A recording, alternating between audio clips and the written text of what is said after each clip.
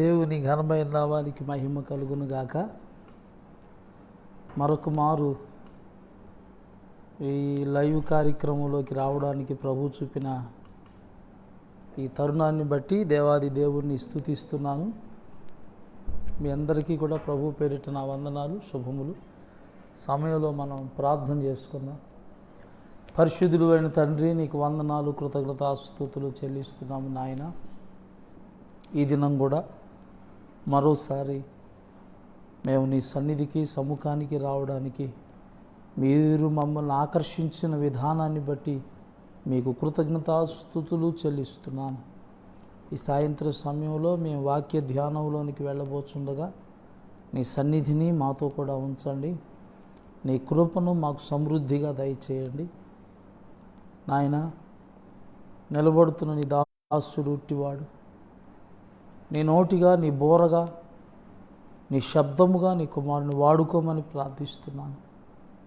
పరలోకం నుండి నేరుగా నీ శబ్దం మా మధ్య ధ్వనింపచేసి వింటున్న ప్రతి బిడ్డకు ఈ మాటలు దీవెనకరంగా చేసి మహిమ పొందమని యేసు నామములో ప్రార్థించుచున్నాం తండ్రి. ఆమేన్. మంచిది. దేవుని నామానికి మహిమ కలుగును గాక. మీ అందరికీ ప్రభు పేరిట నా వందనాలు, కృతజ్ఞతాస్తుతులు. సమయంలో దేవుని వాక్య ధ్యానానికి వెళ్ళే ముందు ఒక చిన్న పాట పాడదాం. మన మధ్యలో ఐజక్ బాబు ఉన్నాడు. ఐజక్ బాబు ఒక చిన్న పాట పాడుతుండగా మనం కూడా కలిసి దేవుని స్తుతిద్దాం. తర్వాత దేవుని వాక్యాన్ని మనం ధ్యానించుకుందాం. వెనక్కి కూర్చో.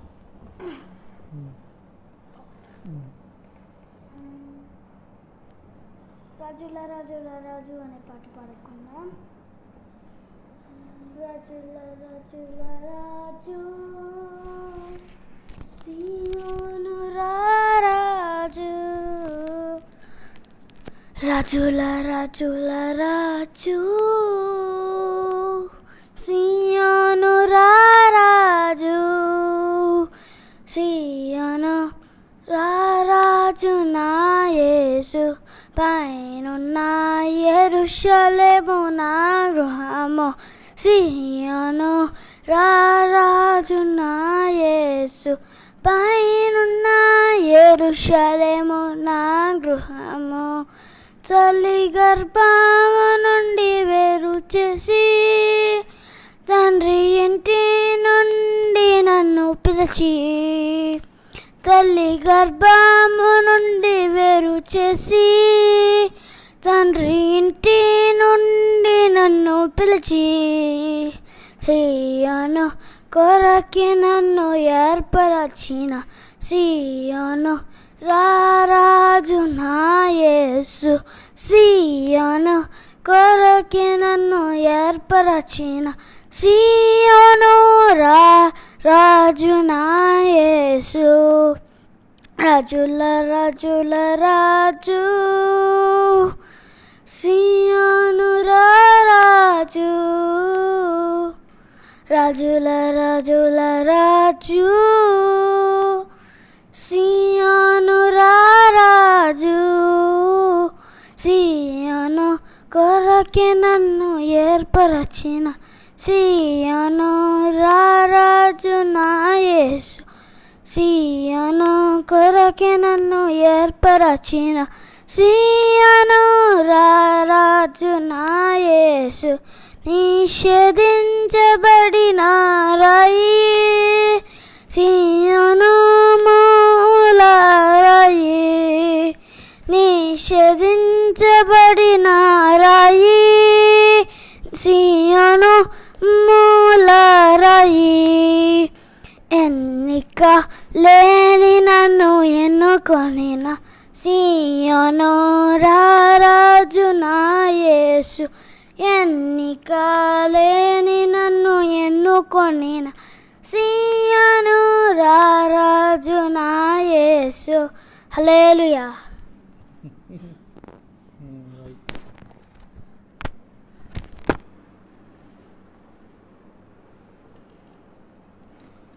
రైట్, దేవుని నామానికి మహిమ కలుగును గాక.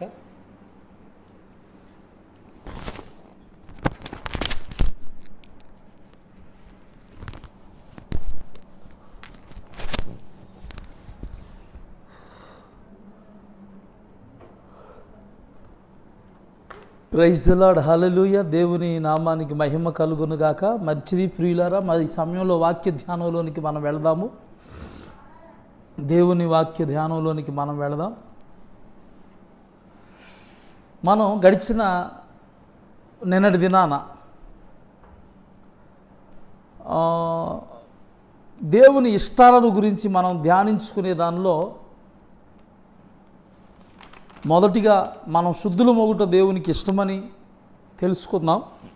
నిన్నటి దినాన యెషయా గ్రంథం 61వ అధ్యాయం 8వ వాక్య భాగంలో నుండి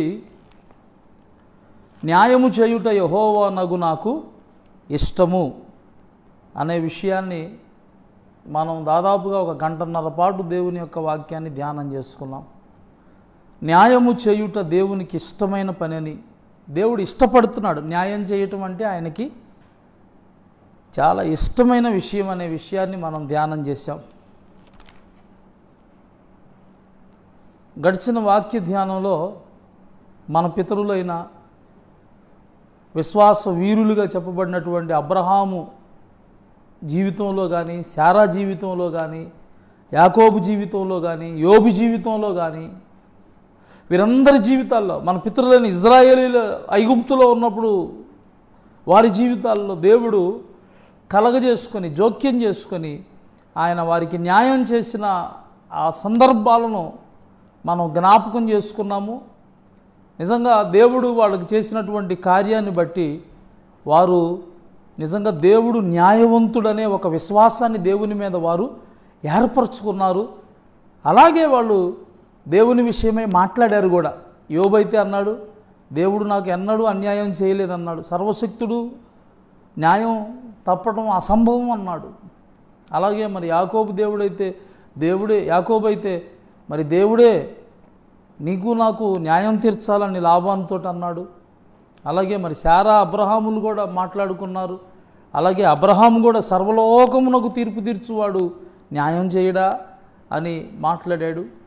వీటన్నిటి గురించి మనం తెలుసుకున్నాం. అంటే దేవుడు తప్పక న్యాయం చేయువాడని, తన నామమందు విశ్వాసం ఉంచి ఆయన యందు భయభక్తులు కలిగి ఆయన్ని ప్రేమిస్తూ ఆరాధిస్తూ విశ్వాసంలో ముందుకు సాగే ప్రతి దేవుని బిడ్డ విషయంలో కూడా దేవుడు తప్పక న్యాయం చేస్తాడనే విషయాన్ని మనం తెలుసుకున్నాం. న్యాయం అంటే ఏంటో ఆ విషయాన్ని కూడా మనం అర్థం చేసుకున్నాం. అంటే న్యాయంగా జీవించడం అంటే తప్పు జరగకుండా చూసుకోవటం, అంటే తన వల్ల ఏ ఫాల్ట్ లేకుండా చూసుకోవటం. లేక న్యాయం చేయటం అంటే ఒకవేళ తప్పు జరిగినప్పుడు ఆ జరిగిన తప్పు విషయంలో ప్రాయశ్చిత్తం చేయుట ద్వారా దాన్ని సరిచేయటమే న్యాయం చేయటం అనే విషయాన్ని మనం నేర్చుకుంటూ వచ్చాం, మనం తెలుసుకున్నాం. అంటే న్యాయం అనే మాటకి పలు చోట్ల పలు సందర్భాలైన అర్థాలు రాయబడి ఉన్నాయి. ప్రస్తుతానికి ఈ అర్థంలో మనం దేవుని వాక్యాన్ని ధ్యానం చేసుకుంటూ ఉన్నాం. మంచిది. మరి దేవుడు ఆది నుండి తన బిడ్డల విషయంలో ఆయన న్యాయం చేయు దేవుడుగా ఉన్నాడనే విషయాన్ని మనం తెలుసుకున్నాం. విచిత్రమైన విషయం ఏంటంటే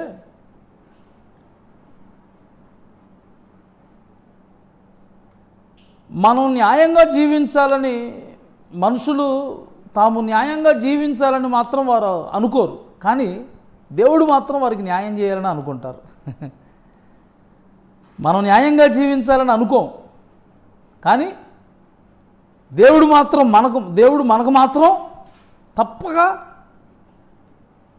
న్యాయం చేయాలని, నాకు న్యాయం కావాలని మనం దేవుడి దగ్గరికి వెళ్ళి అడుగుతుంటాం. మనం మాత్రం జీవించాం, కానీ మనం మాత్రం న్యాయం కావాలని అడుగుతుంటాం. మరి ఇది ఎంతవరకు న్యాయమో ఇలాగా అడిగేవాళ్ళు వాళ్ళని ఒకసారి పరిశీలన చేసుకోవటం మంచిదని నా భావన. అంత మాత్రమే కాదు ప్రియులారా, నీతి న్యాయాలు దేవుని సింహాసనమునకు ఆధారములని మనం గడిచిన వాక్య ధ్యానంలో మనం నేర్చుకున్నాం. నీతి న్యాయములు దేవుని సింహాసనమునకు ఆధారములు. ఈ విషయాన్ని మనం తెలుసుకుందాం. నీతి న్యాయములు దేవుని సింహాసనమునకు ఆధారములు. అలాగే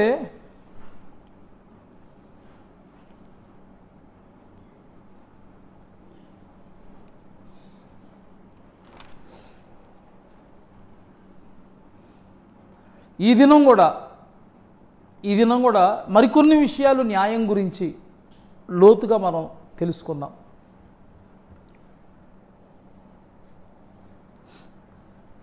న్యాయం అనేది దేవుని దృష్టిలో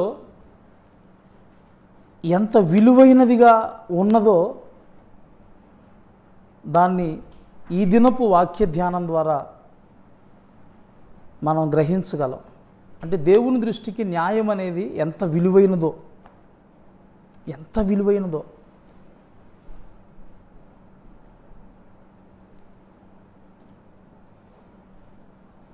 ఈ దినం మీకు వాటిని వివరించడానికి నేను ప్రేరేపించబడుతున్నాను.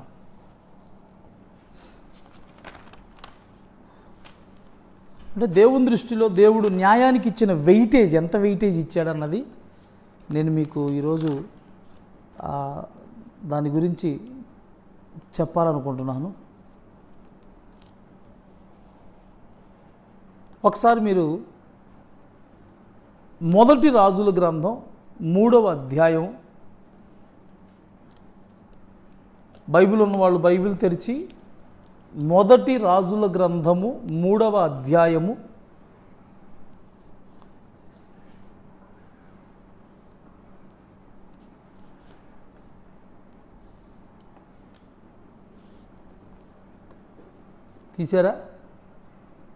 3వ అధ్యాయంలో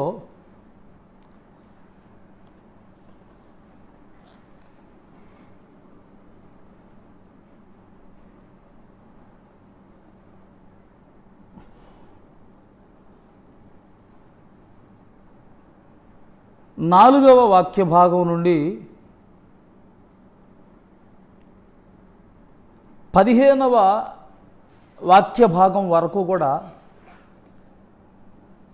రాజైన సొలొమోను చేసినటువంటి ఒక అద్భుతమైన ప్రార్థన దేవుడు అక్కడ రాయించి ఉంచాడు.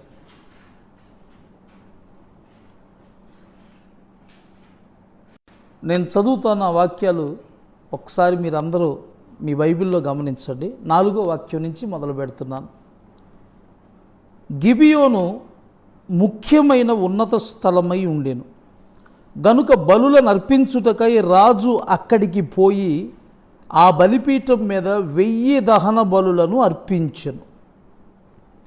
గిబియోనులో యెహోవా రాత్రివేళ స్వప్నమందు సొలొమోనునకు ప్రత్యక్షమై, నేను ఇచ్చుట నీకిష్టమో దానిని అడుగుమని దేవుడు అతనితో సెలవీయగా, సొలొమోను ఇలాగు మనవి చేసెను, నీ దాసుడును నా తండ్రియునైన దావీదు నీ దృష్టికి అనుకూలముగా సత్యమును నీతిని అనుసరించి యథార్థమైన మనస్సు గలవాడై ప్రవర్తించెను గనుక నీవు అతని ఎడల పరిపూర్ణ కటాక్షమగుపరిచి ఈ దినమునున్నట్లుగా అతని సింహాసనం మీద అతని కుమారుని కూర్చుండబెట్టి అతని యందు మహాకృప చూపి ఉన్నావు.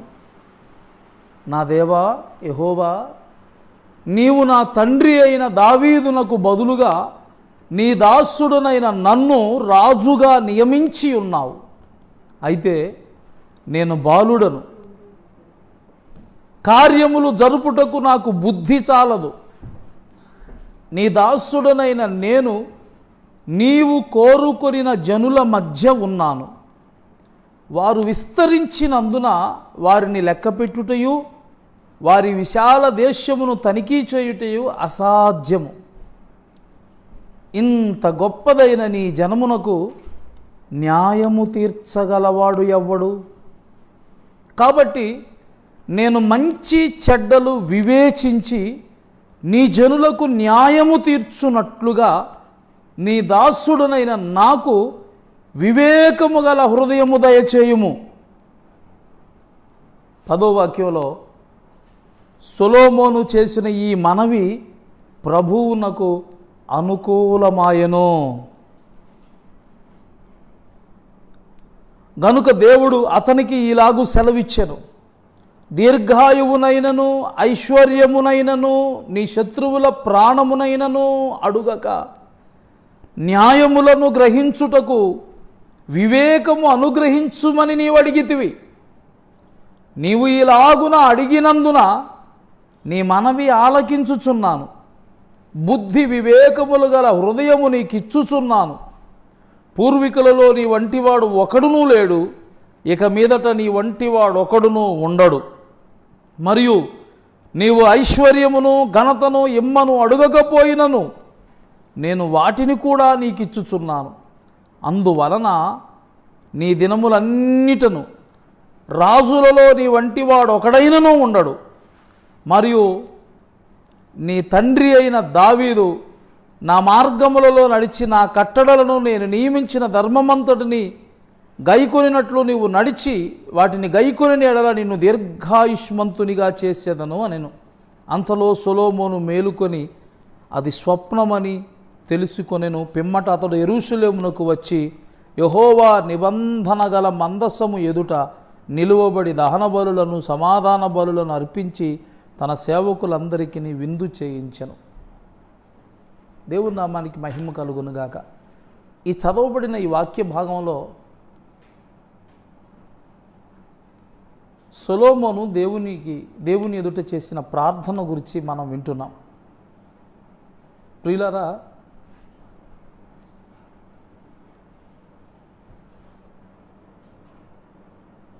సొలొమోను అంత జ్ఞానవంతుడు, సొలొమోను అంతటి బుద్ధిమంతుడు, వివేకము కలిగినటువంటి వాడు అతని కంటే ముందు దినాల్లో కానీ అతని తర్వాత దినాల్లో కానీ మరెవ్వరూ అలాంటి వ్యక్తులు లేరు అన్న విషయాన్ని దేవుడు అలాంటి దాన్ని అతనికి ఒక వరంగా ఇచ్చాడని మనం తెలుసుకున్నాం. రాజైన దావీదు తర్వాత రాజ్య పరిపాలన సొలొమోనుకు అప్పగించబడింది. అప్పుడు సొలొమోను బాలుడుగానే ఉన్నాడంట. ఇంకా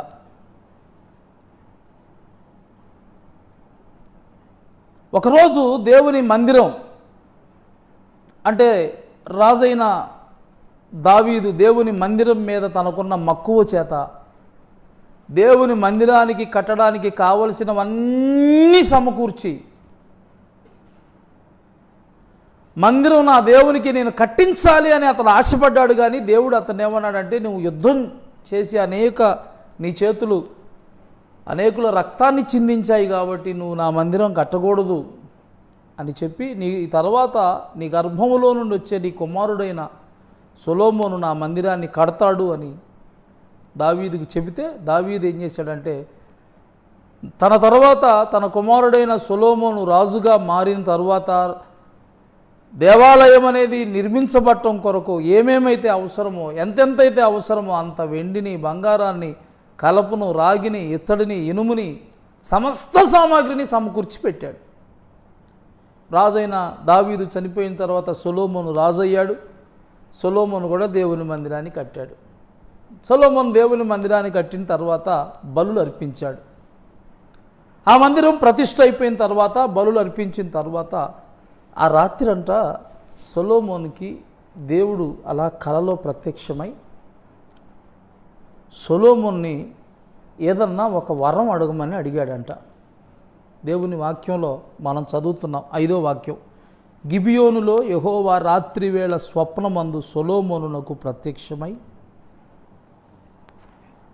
నేను నీకు దేనినిచ్చుట నీకు ఇష్టమో దానిని అడుగుమని దేవుడు అతనితో సెలవీయగా, దేవుడు అంట అతనికి కల్లో ప్రత్యక్షమై, స్వప్నంలో ప్రత్యక్షమై, సొలొమోను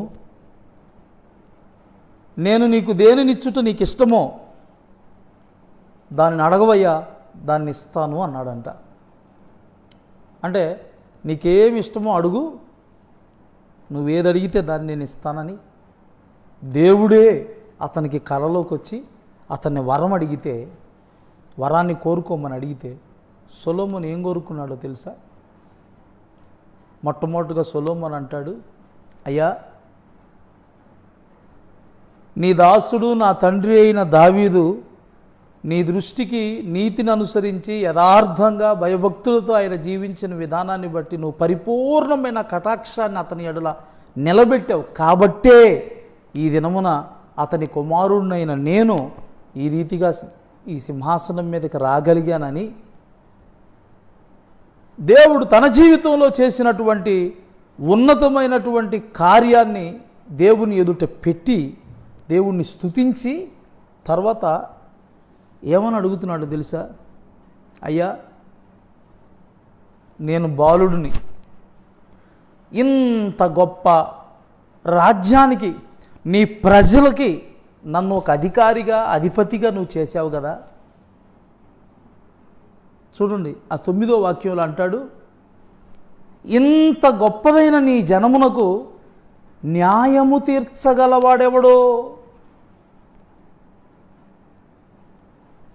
ఇంత గొప్ప నీ జనమునకు న్యాయము తీర్చగలవాడెవడు? న్యాయము తీర్చగలవాడెవడు? కాబట్టి నేను మంచి చెడ్డలు వివేచించి నీ జనులకు న్యాయము తీర్చున్నట్లు నీ దాసుడుని నాకు వివేకము గల హృదయము దయచేయుము.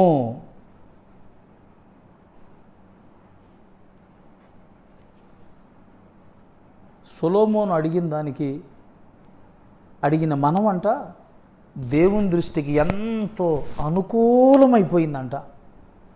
దేవునికి చాలా సంతోషం వేసిందంట. సొలొమోను చేసిన మనవిని బట్టి దేవుడు సొలొమోను యందు చాలా ముచ్చటపడ్డాడు. దేవుడు అంటాడు 10వ వాక్యంలో, సొలొమోను చేసిన ఈ మనవి ప్రభువునకు అనుకూలమాయను గనుక దేవుడు అతనికి ఇలాగూ సెలవిచ్చెను, దీర్ఘాయువునైనను ఐశ్వర్యమునైనను నీ శత్రువుల ప్రాణమునైనను అడుగక న్యాయములను గ్రహించుటకు వివేకము అనుగ్రహించుమని నీవు అడిగితివి. నీవు ఈలాగున అడిగినందున నీ మనవి ఆలకిస్తున్నాను. బుద్ధి వివేకములు గల హృదయాన్ని నీకు ఇస్తున్నాను. పూర్వీకుల్లో నీ వంటివాడు ఒకడునూ లేడు, ఇక మీదట నీ వంటివాడు ఒకడునూ ఉండడు. మరియు నీవు ఐశ్వర్యమును ఘనతను ఇమ్మని అడుగకపోయినను నేను వాటిని కూడా నీకు ఇచ్చుచున్నాను. అందువలన నీ దినములన్నిటిను రాజులలో నీ వంటి వాడు ఒకడైనను ఉండడు. ఎంత అద్భుతమైన మాట దేవుడు సొలొమోనుతో పలికాడు గమనించారా? సొలొమోనుతో అన్నాడంట, ఏమన్నాడు తెలుసా? నీ శత్రువుల ప్రాణాన్ని కానీ, ఐశ్వర్యాన్ని కానీ, ధనాన్ని కానీ, ఘనతను కానీ, ఇంకా దేన్నో నువ్వు అడగకుండా నా జనులైన ఇజ్రాయేలీలని పరిపాలించడానికి, వాళ్లకు న్యాయం చేయడానికి. ఇక్కడ గమనించండి, సొలొమోను ఏమడిగాడు? ఇంత గొప్ప నీ జనమునకు న్యాయము తీర్చగలవాడు ఎవడున్నాడు? కాబట్టి వాళ్లకు న్యాయము తీర్చేటట్లుగా, ఆ మంచి చెడులను నేను గుర్తెరిగేటట్లుగా ఆ వివేకము కలిగిన హృదయం నాకు ఇవ్వమని అడిగాడు. అంటే ఏది న్యాయమైనదో దాన్ని నేను గ్రహించి దాన్ని ప్రజలకు చేసేటట్లుగా న్యాయాన్ని గ్రహించగలిగినటువంటి ఆ బుద్ధి వివేకములు నాకు కావాలి అని అడిగాడు. ఆ మనమంట దేవునికి చాలా ఇష్టమైపోయిందంట. అందుకని దేవుడు మెచ్చుకుంటూ సొలొమోను అన్నాడు, సొలొమోను నువ్వు చేసిన మనవి నా దృష్టికి చాలా అనుకూలమైంది. ఐశ్వర్యమునైనను, శత్రువులనైనను, శత్రువుల ప్రాణమునైనను, లేకపోతే వెండినైనను, బంగారైనను నువ్వు అడగలేదు, కానీ నా ప్రజలకు న్యాయము చేయడానికి అట్టి వివేకము కలిగిన బుద్ధిని గ్రహించడానికి ఆ బుద్ధిని ఇవ్వమని అడిగావు. చూసావు, నేను ఇస్తానయ్యా. ఎంతగా ఇస్తానంటే నీకు ముందు నీలాంటి వాడెవడు లేడు అనేటట్లుగా నీకు ఇస్తాను.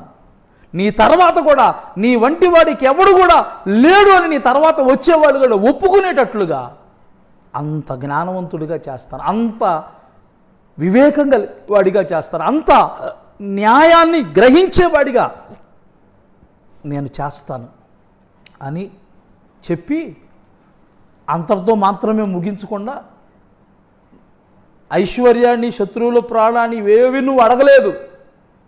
నువ్వు అడగకపోయినా నీవు అడిగిన మనవి నాకు నచ్చింది. ఏంటది? న్యాయాన్ని గ్రహించేటట్లుగా వివేకం కావాలని అడిగావు చూసావా, అది నాకు నచ్చింది. మంచి చెడులు గ్రహించి నీ ప్రజలకు న్యాయము చేయడానికి నాకు బుద్ధి కావాలని అడిగావు చూసావా, న్యాయాన్ని గ్రహించే వివేకం ఇమ్మన్నావు చూసావా, అది నాకు నచ్చింది. కాబట్టి నువ్వు అడగకపోయినా ఇవన్నీ నీకే ఇస్తున్నాను అన్నాడు. నీకు ఇస్తున్నాను అన్నాడు.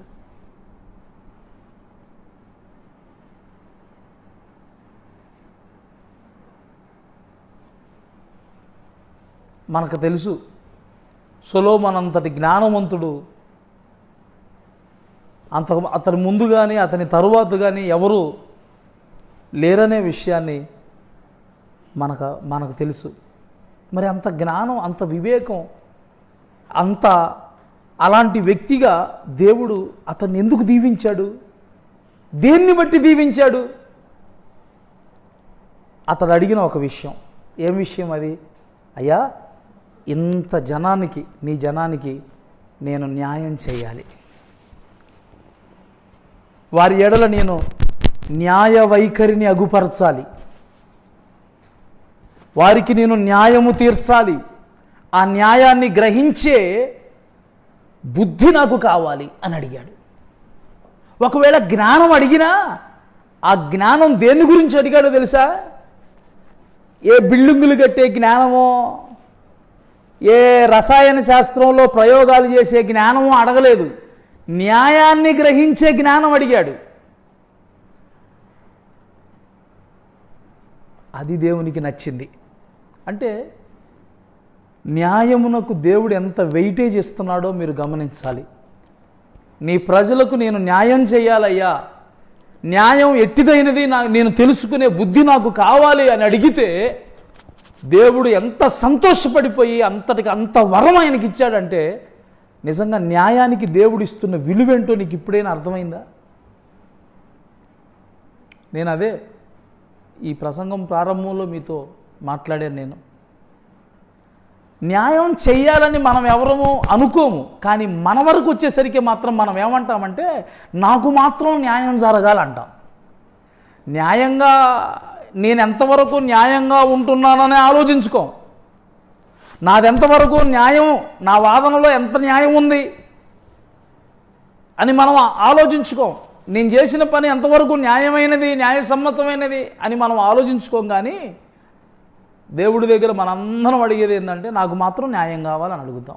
మరి ఇది ఎంతవరకు న్యాయసమ్మతమైందో మరి ప్రతి ఒక్కళ్ళు ఆలోచించుకోవాలి.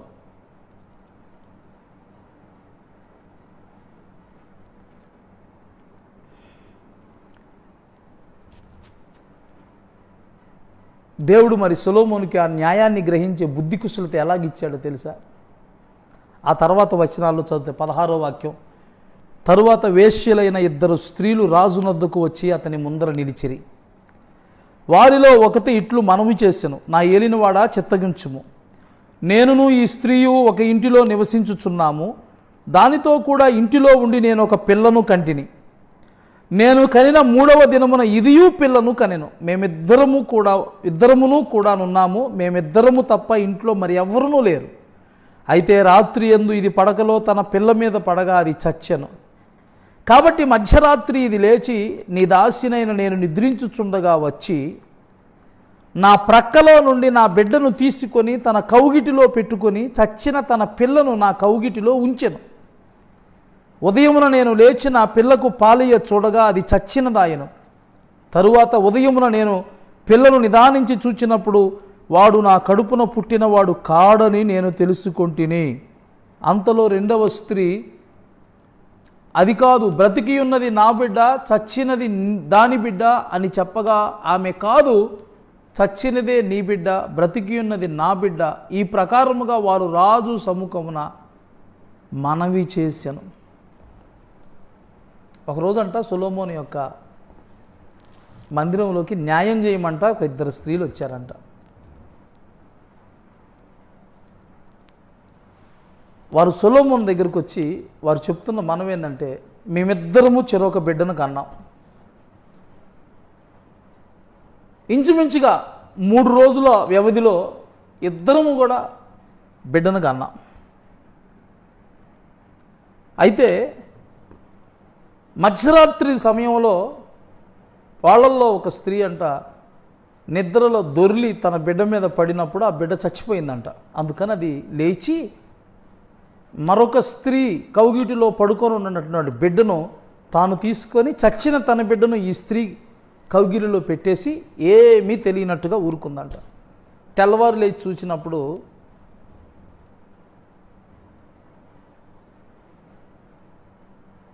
పాలియ చూడగా ఆ బిడ్డ చచ్చినదై పడి ఉంటాన్ని గమనించిన ఆ తల్లి మొదట బాధపడింది. తర్వాత నిదానించి చూచి ఈ బిడ్డ నా బిడ్డ కాదని గుర్తుపట్టి, ఇది నీ బిడ్డ, నువ్వు నా బిడ్డను తీసుకొని చచ్చిన నీ బిడ్డను నా కౌగిట్లో పెట్టావని ఇద్దరు గొడవ ఆడుకుంటున్నారంట. ఈ గొడవ రాజుగారి దగ్గరకు వచ్చింది.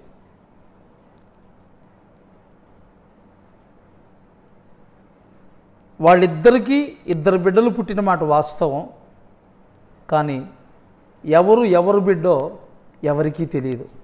అంటే బయట ఉన్న వారికి ఎవరికీ తెలియదు, ఆ తల్లులకు తప్ప ఇంకెవ్వరికీ తెలియదు ఎవరి బిడ్డ ఎవరో. ఇంకెవరు చూడలేదు కూడా, ఆ తల్లులు తప్ప ఇంకెవరు కూడా కనిపెట్టలేరు వారి బిడ్డలు ఎవరో. అలాంటి పరిస్థితుల్లో బతికి ఉన్న బిడ్డను గుచ్చి ఈ బిడ్డే నా బిడ్డ, ఈ బిడ్డే నా బిడ్డ అని ఇద్దరు తల్లులు కొట్లాడుకుంటూ సొలొమోను దగ్గరకు వచ్చినప్పుడు ఆశ్చర్యంగా అక్కడ ఉన్నటువంటి మంత్రివర్గానికి కానీ అక్కడ ఉన్నటువంటి మేధావులకు కానీ జ్ఞానులకు కానీ వాళ్ళిద్దరికీ న్యాయం ఎలా తీర్చాలో వాళ్ళకి అర్థం కాలేదండి. ఎలా చేయగలం ఇది సొలొమోను దగ్గరకు వచ్చింది ఈ సమస్య. అప్పుడు సొలొమోను ఏం చేశాడు? 23వ వాక్యం నుంచి, రాజు బ్రతికి ఉన్నది నా బిడ్డ, చచ్చినది నీ బిడ్డ అని ఒకటియు, రెండవది అలాగు కాదు, చచ్చినది నీ బిడ్డ, బ్రతికి ఉన్నదే నా బిడ్డ అని చెప్పుచున్నది గనుక కత్తి తెమ్మని ఇచ్చెను. వారు ఒక కత్తి రాజ సన్నిధికి తేగా రాజు 2 భాగములుగా బతికి ఉండు బిడ్డను చేసి సగము దీనికిని సగము దానికిని చెరుసగము ఇవ్వవలసినదని ఆజ్ఞ ఇచ్చెను. అంతటా బతికి ఉన్న బిడ్డ యొక్క తల్లి తన బిడ్డ విషయమై పేగులు తరుగుకొని పోయినదై రాజునొద్ద, నా ఏలినవాడు ఆ బిడ్డను ఎంత మాత్రమూ చంపక దానికే ఇప్పించుమని మనవి చేయగా ఆ రెండవ స్త్రీ అది నాదైనను దానిదైనను కాకుండా చెరిసగము చేయుమనెను. అందుకు రాజు, బ్రతికి ఉన్న బిడ్డను ఎంత మాత్రము చంపక మొదటి దానికి ఇయుడి, దాని తల్లి అదే అని తీర్పు తీర్చెను.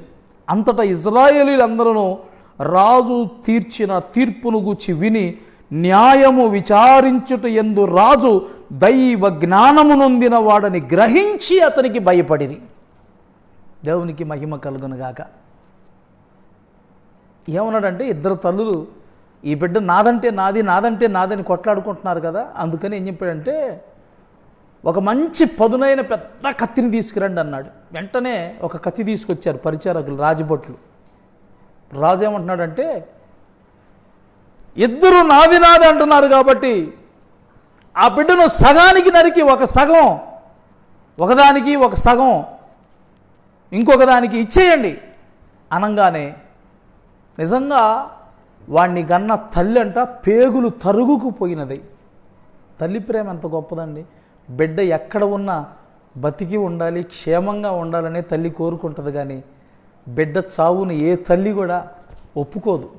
అవసరమైతే తన ప్రాణం అడ్డుపెట్టడానికైనా, అడ్డుపెట్టి బిడ్డను కాపాడుకోవడానికైనా కానీ తల్లిదండ్రులు ప్రయత్నం చేస్తారు. కానీ బిడ్డ చచ్చిపోవాలని ఏ తల్లి ఏ తండ్రి కూడా ఎన్నడూ ఊహించరు. కానీ సొలొమోనుకు వచ్చిన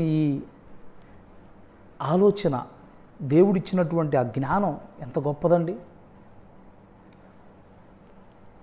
రెండోది అంటుందంట, అది నాదైనను దానిదైనను కాకుండా చేయునట్లుగా దాన్ని సగానికి నరికి దాన్ని నాకు ఒక ముక్క, అప్పుడు దానికి ఒక ముక్క ఇవ్వమని అప్పుడు సొలొమోను ఇది నిజమైన తల్లి కాదు, ఇది నిజంగా ఆ బిడ్డ తల్లి అయితే తన బిడ్డ చావును కోరుకోదు, కాబట్టి మొదటిదే దాని తల్లి, నిజమైన తల్లి, బతికి ఉన్న బిడ్డ యొక్క తల్లి నిజంగా ఎవరయ్యా అంటే ఆ మొదటిదే, కాబట్టి దానికే ఇచ్చివేయండి అని చెప్పేసి ఆ బిడ్డను ఆ తల్లికి అందజేసినప్పుడు నిజంగా ఆ సభలో ఉన్నవారే కానీ ఆ ప్రజలే కానీ అంట ఆ తీర్పు తీర్చిన తరువాత 28వ వాక్యంలో అంతటా ఇజ్రాయేలీలందరూ రాజు తీర్చిన తీర్పును గూర్చి విని న్యాయము విచారించుట యందు, జాగ్రత్తగా వినండి, న్యాయము విచారించుట యందు రాజు దైవ జ్ఞానము నొందినవాడని గ్రహించి అతనికి భయపడేది.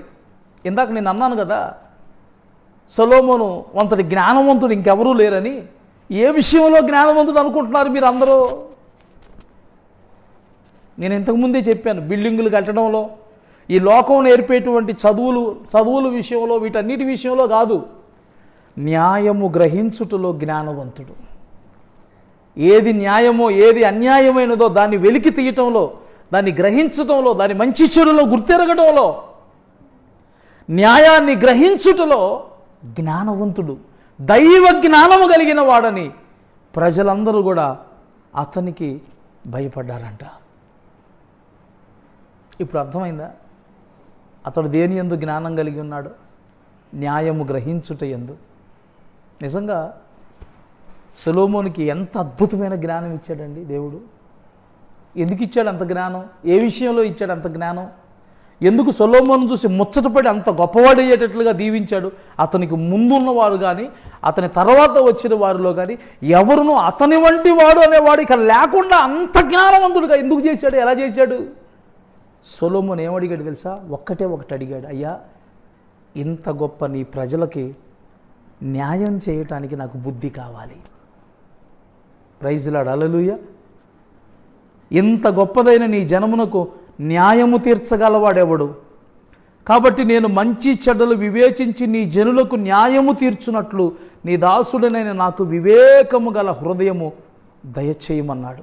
అందుకు దేవుడు కూడా ఏమన్నాడు? దీర్ఘాయువునైనను ఐశ్వర్యమునైనను నీ శత్రువుల ప్రాణమునైనా అడుగక న్యాయములను గ్రహించున్నట్లు వివేకము అనుగ్రహించుమని నీవు అడిగితివే,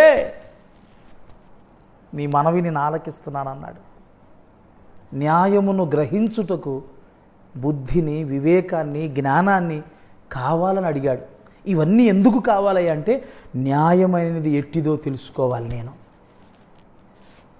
న్యాయం, నీ ప్రజలకు నేను న్యాయం చేయాలి, నీ ప్రజల మధ్యలో నేను న్యాయము తీర్చేవాడిగా ఉండాలి, న్యాయం అంటే ఏంటిదో గ్రహించేవాడిగా నేను జీవించాలి, న్యాయం ఎరిగిన వాడిగా నేను ప్రవర్తించాలి, న్యాయము తప్పక ప్రజలను పరిపాలించాలి. ఎప్పుడైతే న్యాయాన్ని గురించి నాకు అది కావాలి, నీ ప్రజల మధ్యలో కూడా నేను న్యాయం తీర్చేవాడిగా ఉండాలి, న్యాయవంతుడిగా నేను జీవించాలి అని కోరుకున్నాడో వెంటనే దేవుడు అతన్ని ఆశీర్వదించాడు. మరి నాకు న్యాయం చేయాలి, నా బ్రతుకులో నా దేవుడు నాకు న్యాయం చేయాలి, వాళ్ళు న్యాయం చేయాలి, వీళ్ళు న్యాయం చేయాలని అడుగుతున్నావే కానీ మరి నీవు ఎంతవరకు న్యాయంగా ఉండడానికి ప్రయత్నిస్తున్నావు? బైబిల్ గ్రంథంలో యోబును గురించి దేవుడు చెప్పే మంచి సాక్ష్యం ఏంటో తెలుసా? యోబు గ్రంథం 1వ అధ్యాయంలో పలుమార్లు దేవుడు చెప్పిన సాక్ష్యాన్ని మనం ఒకసారి పరిశీలన చేద్దాం. యోబు గ్రంథం 1వ అధ్యాయం 1వ వాక్యం. ఊజు దేశమునందు యోబు అను ఒక మనుష్యుడుండెను, అతడు యథార్థవర్తనుడు, రెండోది న్యాయవంతుడు, యెహోవా యందు భయభక్తులు కలిగిన వాడై చెడుతనమును విసర్జించినవాడు. అలాగే 8వ వాక్యంలో అందుకు యెహోవా, నీవు నా సేవకుడైన యోబు సంగతి ఆలోచించితివా? అతడు యథార్థవర్తనుడును న్యాయవంతుడునై దేవుని యందు భయభక్తులు కలిగి చెడుతనమును విసర్జించిన వాడు భూమి మీద అతని వంటి వాడెవడునూ లేడు. అలాగే 2వ అధ్యాయం 3వ వాక్యంలో, నీవు నా సేవకుడైన యోబు సంగతి ఆలోచించితివా? అతడు యథార్థవర్తనుడును న్యాయవంతుడునై ఉండి దేవుని యందు భయభక్తులు కలిగి చెడుతనమును విసర్జించిన వాడు భూమి మీద అతని వంటి వాడెవడునూ లేడు.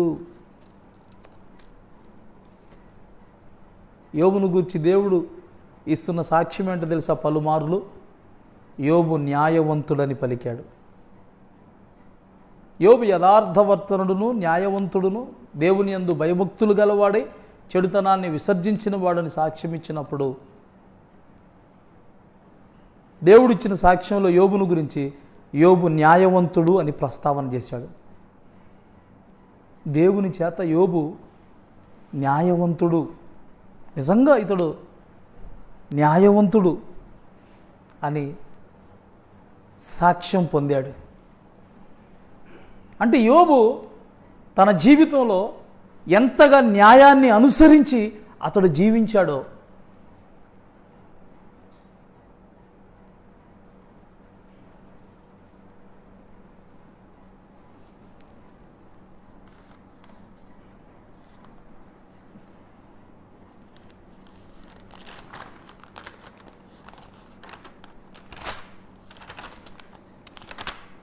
మీకు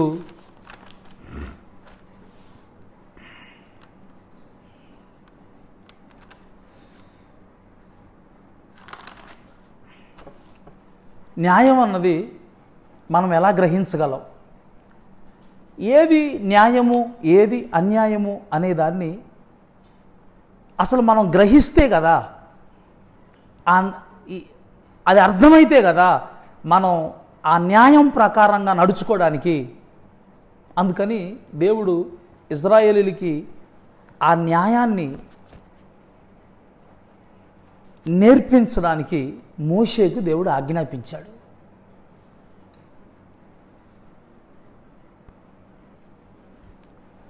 ఒకసారి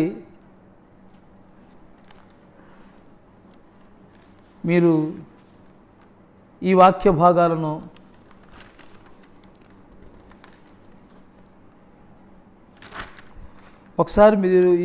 భాగాలను చూడండి.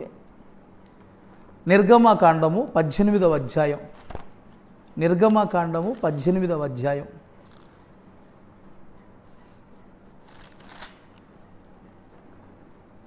16వ వాక్య భాగం నుండి నేను చదువుతాను. 16వ వాక్య భాగం నుండి నేను చదువుతాను, మీరు చూడండి.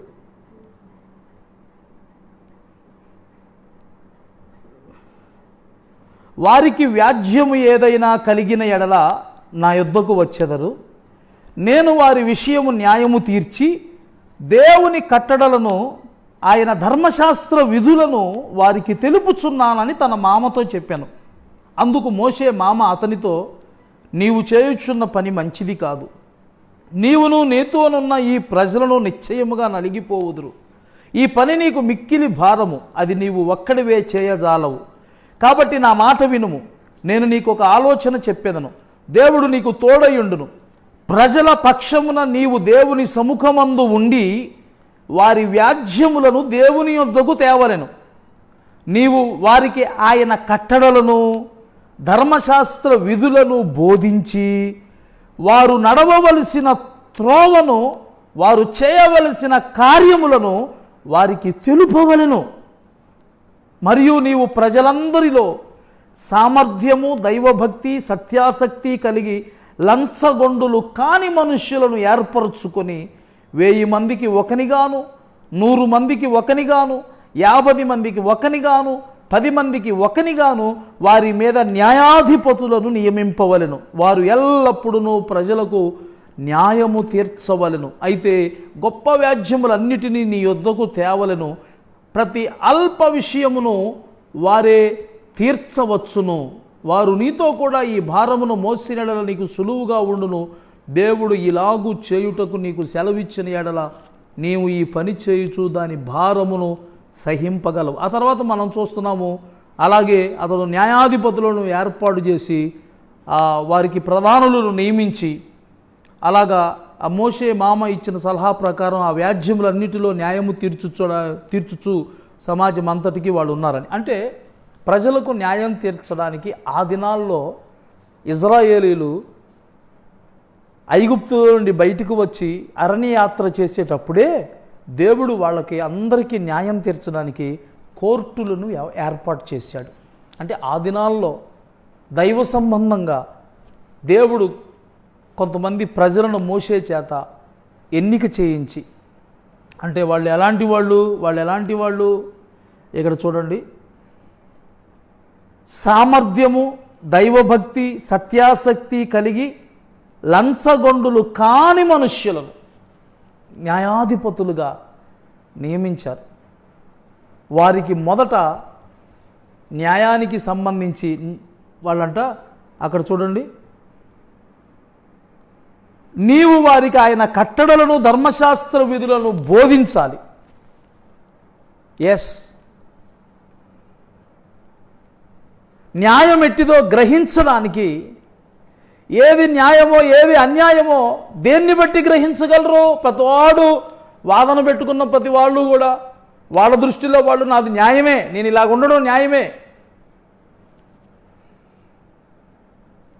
అని ఎవరికి వాళ్ళు అనుకుంటారు. మరి న్యాయం అనేది దేన్ని బట్టి న్యాయమని చెప్పబడింది అంటే అక్కడ దేవుని యొక్క ధర్మశాస్త్ర విధులు, దేవుని యొక్క కట్టడలు, దేవుని యొక్క ఆజ్ఞలు, దేవుని యొక్క శాసనాలు, వీటన్నిటినీ ముందు ప్రజలు తెలుసుకోవాలి. ఏమి చేసే పనులు, ఏమి చేయవచ్చునో లేక ఏమి చేయకూడదో, ఏది పవిత్రమైందో ఏది అపవిత్రమైందో, ఏది మంచిదో ఏది చెడ్డదో, ఏది ఘనమైందో ఏది నీచమైందో, వీటన్నిటినీ మొదట దేవుని వాక్యంలో నుండి వాళ్ళకు బోధించాలి. దేవుని వాక్యాన్ని తెలుసుకోవటం ద్వారా ఈ రెండిటి మధ్య స్పష్టమైనటువంటి ఒక భేదాన్ని దేవుని వాక్యం విభజించి ప్రజల కన్నులకు చూపించింది. ఇది మంచి, ఇది చెడు. దాని ద్వారా ఏది న్యాయమో ఏది అన్యాయమో గ్రహించే వివేకం వచ్చింది. అందుకే అక్కడ ఏమన్నాడంటే, ఎవరు న్యాయాధిపతులుగా ఉన్నారో వాళ్ళకు మొదట ఈ దేవుని ధర్మశాస్త్ర విధులను కట్టడలను వీటన్నిటినీ మనం బోధించాలి అన్నాడు.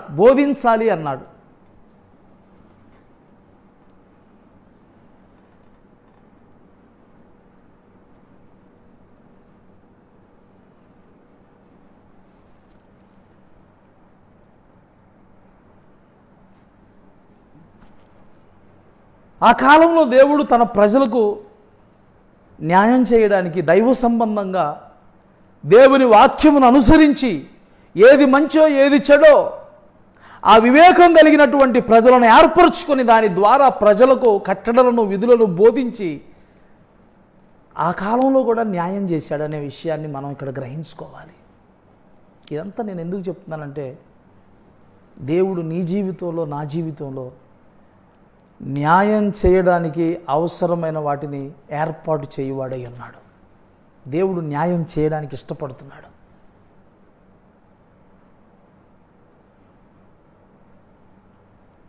మరి దేవుని యొద్ద నుండి నాకు న్యాయం కావాలి అని ఆశతో ఆపేక్షతో ఉన్న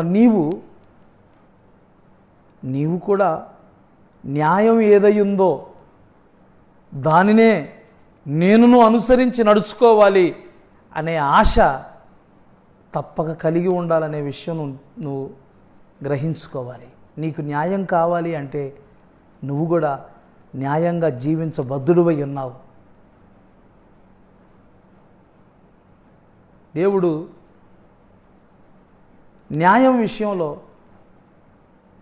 ఎంత శ్రద్ధ కలిగిన వాడై ఉన్నాడంటే, నిజంగా నా జనులకు న్యాయం తీర్చడానికి ఎవరున్నాడయ్యా, న్యాయం తీర్చడానికి నాకు జ్ఞానమి అని అడిగితే అతన్ని ఎంత గొప్పగా దీవించాడండి. కాబట్టి నేను న్యాయంగా జీవించాలి అనే మనస్సు నీకు ఉండాలి. ఆత్మీయంగా రక్షణ పొందిన నీవు నేను నా దేవుని దృష్టిలో న్యాయమైన వైఖరిని కలిగి జీవించాలి.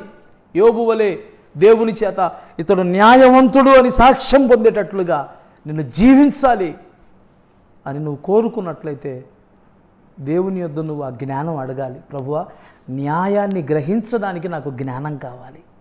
అది ఎక్కడ దొరికిద్ది? దేవుని వాక్యంలో నీకు దొరికిద్ది. నువ్వు దేవుని వాక్యాన్ని చదివే కొద్దీ, దేవుని వాక్యాన్ని లోతుగా పరిశీలన చేసి అర్థం చేసుకునే కొద్దీ, దేవుని వాక్యము ద్వారా ఏది మేలైనదో, ఏది కీడుగా అయినదో, ఏది మంచో, ఏది చెడో, ఏది పవిత్రమైందో, ఏది అపవిత్రమైందో దేవుని వాక్యము ద్వారా వాటి మధ్యలో ఉన్నటువంటి ఆ భేదాన్ని నువ్వు కనుగొనడం నేర్చుకున్నప్పుడు నిజంగా న్యాయాన్ని గ్రహించే బుద్ధి కుశలత నీకు వచ్చింది.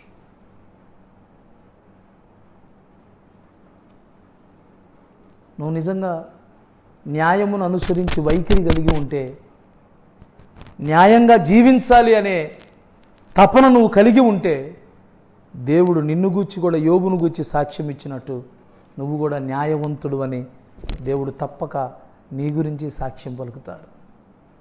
న్యాయమైన వైఖరి ఏ ఏ విషయాల్లో మనకు అవసరమై ఉన్నదో రేపు రాత్రికాల సమయంలో నేను చెప్తాను. అంటే మనం ఏ ఏ విషయాల్లో న్యాయమైన వైఖరి దేవుడు మన యొద్ద కోరుతున్నాడు అనే విషయాలు రేపటి దినం పంచుకుందాం. ఈరోజు దేవుని దృష్టిలో న్యాయానికి ఎంత విలువ ఉన్నదో, ఎంత ప్రాధాన్యత ఉన్నదో దాన్ని నువ్వు గమనించాలని ఈ విషయాలన్నీ ఈ దినం చెప్పడం జరిగింది. కాబట్టి న్యాయం ఎట్టిదైనది నువ్వు గ్రహించు. అది దేవుని దృష్టిలో ఎంత విలువైనదిగా ఉన్నదో గమనించు. న్యాయ ప్రవర్తనకి దేవుడు ఎంతగా ప్రతిస్పందిస్తాడో గమనించు. న్యాయవంతుల పక్షంగా దేవుడు ఎలాంటి సాక్ష్యం ఇస్తాడో నువ్వు వీటన్నిటిని గమనించి న్యాయాన్ని ఇష్టపడు. ప్రభు నీ జీవితంలో త్వరగా న్యాయము చేయునుగాక. ఆమేన్. ప్రార్థన చేసుకుందాం. పరిశుద్ధుడైన తండ్రి, నీకు వందనాలు. ఈ దినం న్యాయము చేయుట యెహోవానగు నాకు ఇష్టము అనే మాట మీద ప్రభు మరలా న్యాయాన్ని గురించి రెండవ స్టడీ మాకు ఇచ్చారు. మీకు స్తోత్రాలు.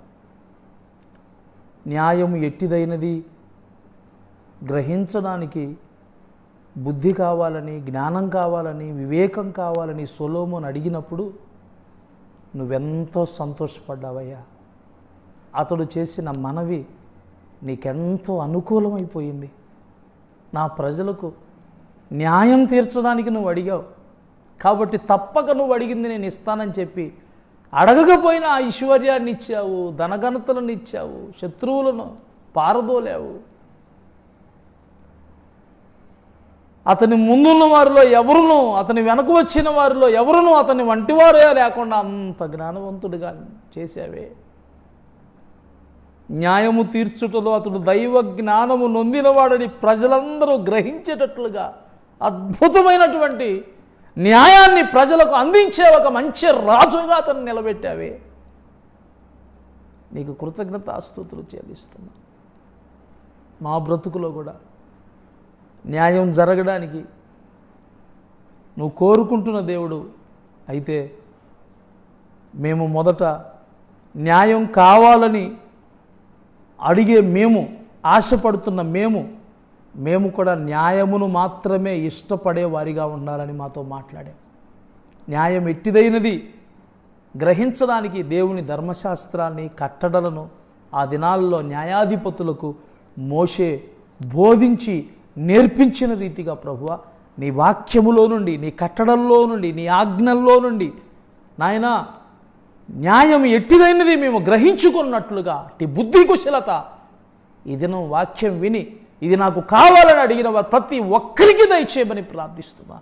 వాళ్ళందరూ కూడా న్యాయము ఎట్టిదైనది గ్రహించి దానిని ప్రేమించి దానిని జరిగించేవారిగా నీ జీవితంలో నీ వలన న్యాయవంతులని వాళ్ళు సాక్ష్యము పొందేటట్లుగా యోబు వలె ప్రభువా వారందరి జీవితాలలో అట్టి సాక్ష్యములో వారు నడిపింపబడేటట్లుగా కార్యం చేయండి. రానున్న దినాలలో ఏ ఏ విషయాల్లో న్యాయ వైఖరిని మేము అనుసరించవలసిన వారమై ఉన్నామో అవన్నీ మాకు తెలియపరచండి, సహాయం చేయండి.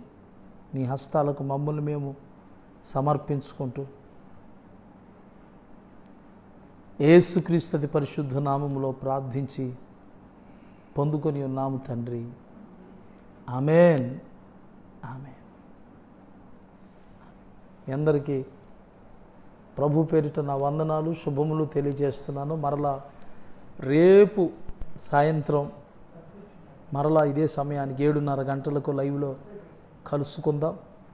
మరి న్యాయము నాకు జరగాలి అని కోరుకుంటున్న ప్రతి ఒక్కరూ మీ జీవితంలో మీరు ఎంతవరకు న్యాయ వైఖరిని అనుసరించేవారిగా ఉన్నారు అనేది మిమ్మల్ని మీరు గమనించుకోవాలని మరొకసారి నేను మీకు తెలియచేస్తున్నాను. ఎందుకంటే మనందరం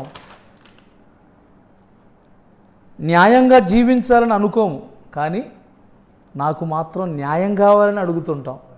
ఇది ఎంతవరకు న్యాయసమ్మతమైనదని ప్రతి వారు పరిశీలన చేసుకొని హృదయంలో శుద్ధి చేసుకొని నిజంగా న్యాయాన్ని ప్రేమించేవారై దేవుని ఎదుట నిలబడండి. మీ జీవితాల్లో కూడా దేవుడు న్యాయం జరిగిస్తాడు. ప్రభు మిమ్మల్ని దీవించునుగాక. రేపు సాయంత్రం 7 గంటలకు మరలా కలుసుకుందాం. అంతవరకు సెలవు. మీ అందరినీ ప్రభు దీవించునుగాక. ఆమేన్.